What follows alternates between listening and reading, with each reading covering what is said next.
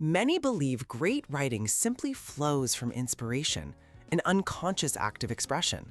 But the best writers know it's a craft built on deliberate, conscious choices.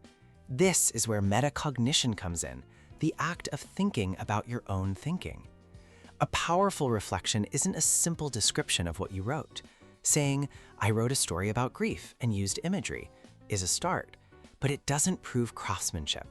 The real work is explaining the why behind your choices. Why did you structure the story in fragmented sections? Perhaps to mirror the non-linear, disorienting nature of grief itself, a technique influenced by a writer like Tim O'Brien. Why did you choose first-person present tense?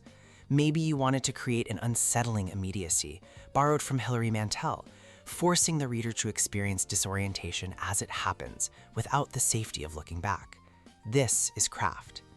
This analytical process extends to everything. You must explain your purpose, the specific effect you wanted to create. You acknowledge your influences, not as plagiarism, but as proof of your literary awareness. You describe your revision process, showing how a piece evolved from a flat first draft into something with life, proving that writing is work, not magic. And finally, you assess your own work with honesty. What succeeded? What would you change next time? This self-awareness distinguishes mature writers. Reflection isn't an afterthought. It is the evidence that you are an architect of your work, making every decision about form, voice, and language with deliberate intent.